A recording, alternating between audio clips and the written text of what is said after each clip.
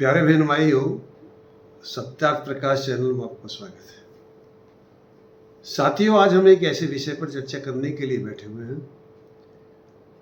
कि जो आप और हम सब यज्ञ करते हैं, पारायण यज्ञ करते हैं, और जब उस यज्ञ का समापन होता है तो समापन वाले दिन जितने भी यजमान होते हैं वो गोला लेकर के आते हैं। जो पति पत्नी यजमान के रूप में पहले होते हैं तो वो सब गोला लगाते हैं। तो ये व्यवस्था मैं समझ रहा हूँ जब से हम नारी समाज में आए हैं, जब से देख रहे हैं, और एक बहुत अच्छी सुंदर व्यवस्था है। जब एक सुंदर अच्छी व्यवस्था है तो इस पर प्रश्न करना है या इस पर वीडियो बनाने की क्या आवश्यकता पड़ी। साथियों, हमारे बहुत ही सम्मानित प्रधान श्री वीरेश आर्य जी हैं, ग्राम मकौड़ा के।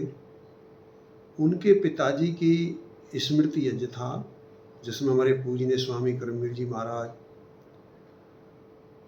और हमारे पूजनीय मुनि जी, देव मुनि जी, बहन अलका जी, हमारे आचार्य करण सिंह जी और हमारे आचार्य विक्रमदेव शास्त्री आदि अनेकों विद्वान वहाँ आए हुए थे। मैं भी था। बहुत व्यक्ति थे, हजारों की संख्या में वहाँ उपस्थिति थी।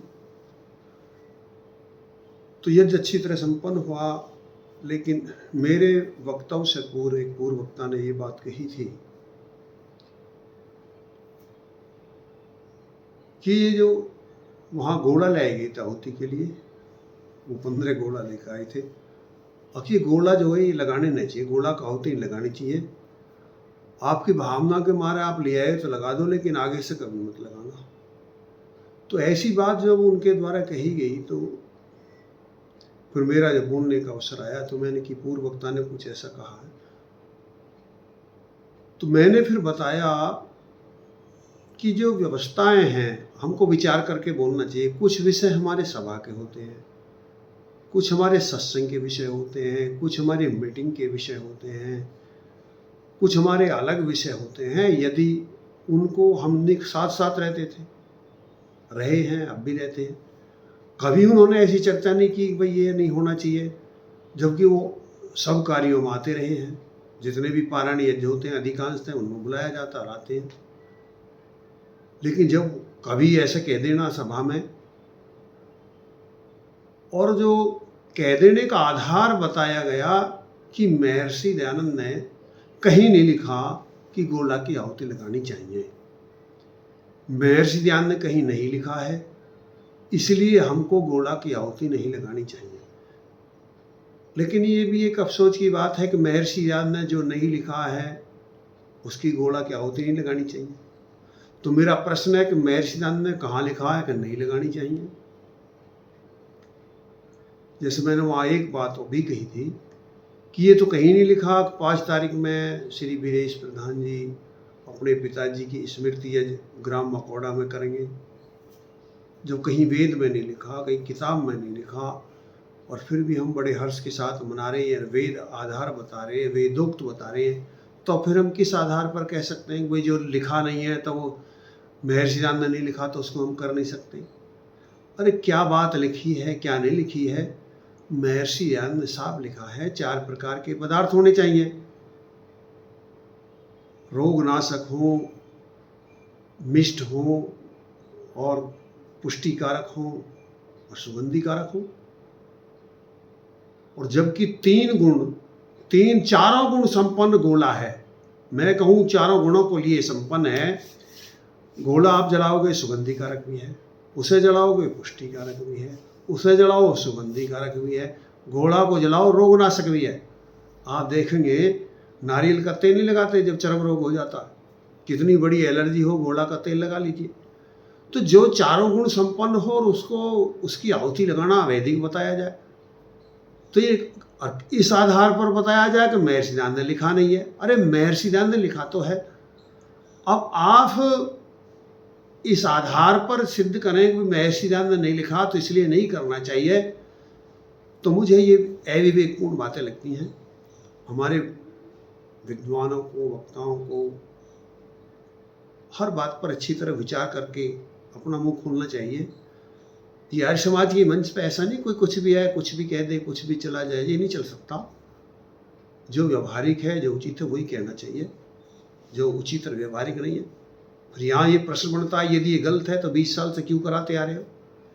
जितने भी पारायण यज्ञ होते हैं सब में कराते हैं, वो उसमें उपलब्ध होते हैं, लेकिन कहीं उसको अवैधिक बता देना, कहीं उसको करवाते रहना, फिर भी करवाते रहना, तो ये बात ठीक नहीं है। और दूसरा जो तथ्य प्रस्तुत किया जाता है जोड़ के किस, एक तो ये आधार बनाया कि महर्षि दयानंद ने कहीं नहीं लिखा, इसने लिखानी चाहिए। तो इसमें मैं कहता हूँ महर्षि दयानंद ने ये कहीं नहीं लिखा था। जो हम यज्ञ कर रहे थे, महर्षि दयानंद ने ये कहीं भी नहीं लिखा है कि तिलपता में जो हमने शिविर लगाया आर्यवीर दल का, किसी ग्रंथ में नहीं लिखा कि तिलपता में इतनी तारीख से इतनी तारीख तक शिविर लगाना, फिर भी हमने लगाया। किसी ग्रंथ में नहीं लिखा।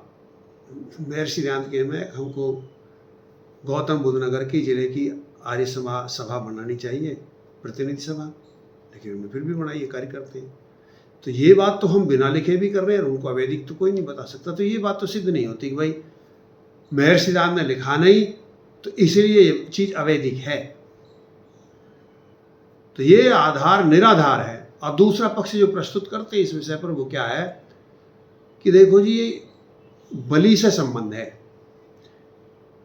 पहले बलि लगाई जाती थी तो उसी का प्रतीक है कि ऊपर से नाड़ काट लो और उसे लगा दो तो बलि हो गई। ये आधार से भी ये खंडन सिद्ध ठीक नहीं होता, क्योंकि यदि हम ये मानते हैं कि बलि संबंध है इससे, तो जो पहले यज्ञों में बलि लगाई जाती थी, आहुति बलि की यज्ञ में ही तो लगाई जाती थी, और जिसकी आहुति लगाई जाती थी उसे का बलि का विरोध कह के बंद कर रहे हो, तो फिर यज्ञ में भी तो आहुति लगाई जाती, बलि लगाई जाती, तो यज्ञ क्यों करवाते हो? भाई जिस यज्ञ में बलि लगाई जाती थी तो यज्ञ भी तो नहीं होना चाहिए। हाँ, यदि कोई पशु काट के डालता है तो बात ठीक है, लेकिन वही पदार्थ डालता है और फिर उसको बलि का रूप बताया जाता, तो ये मेरी बात समझ के बाहर है। ना व्यवहारिक है, ना युक्ति युक्त है, किसी भी तरह सिद्ध नहीं होती है। तो इस आधार पर भी, बलि के आधार पर भी, और काटने से वो कहते हैं जो ऊपर से काटते हैं उन गर्दन काटते हैं।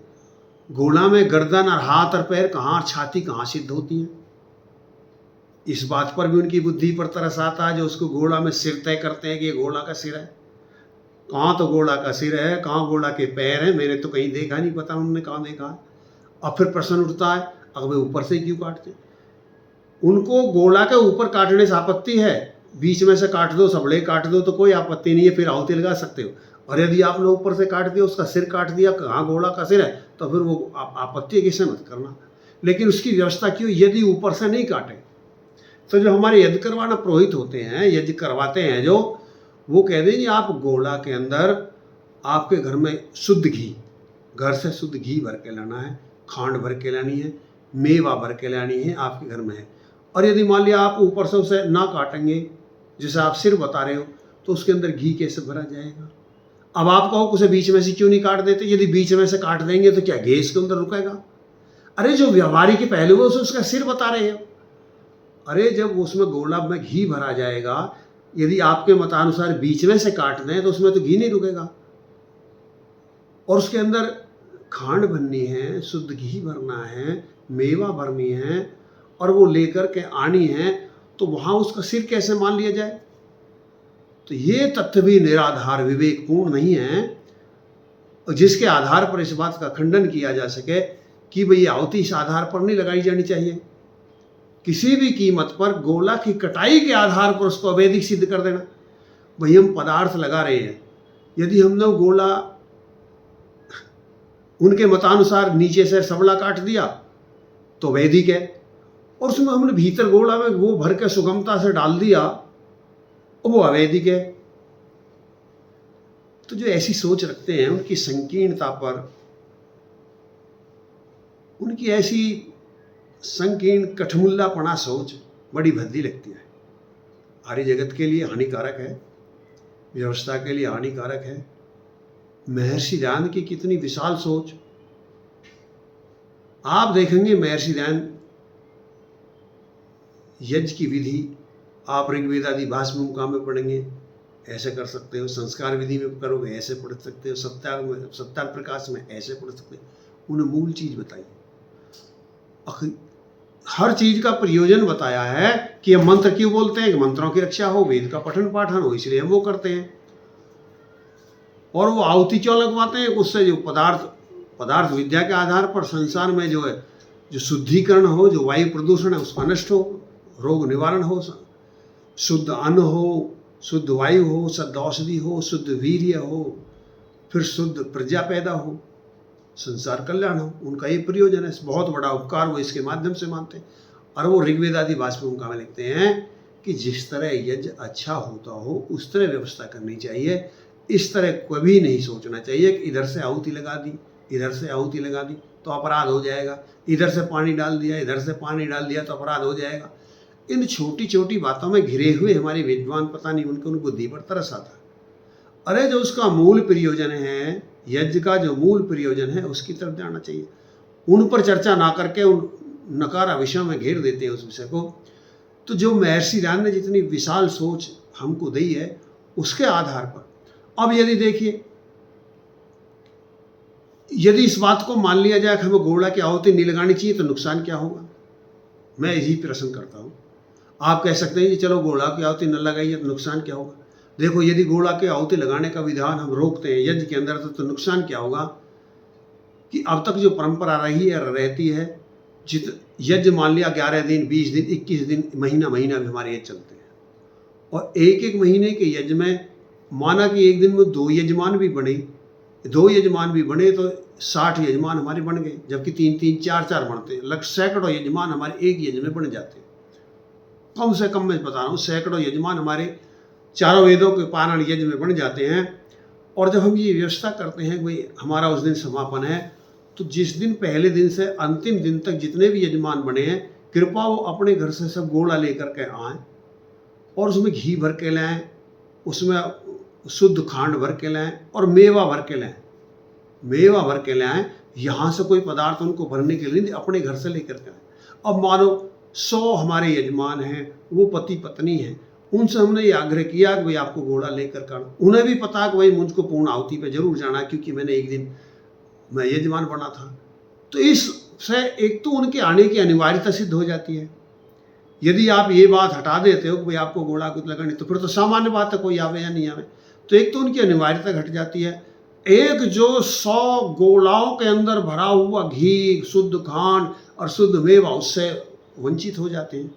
तो ये क्या उपकार, कितना बड़ा नुकसान इसके कहने से हुआ। और उससे अनुपकार कैसे हो सकता है,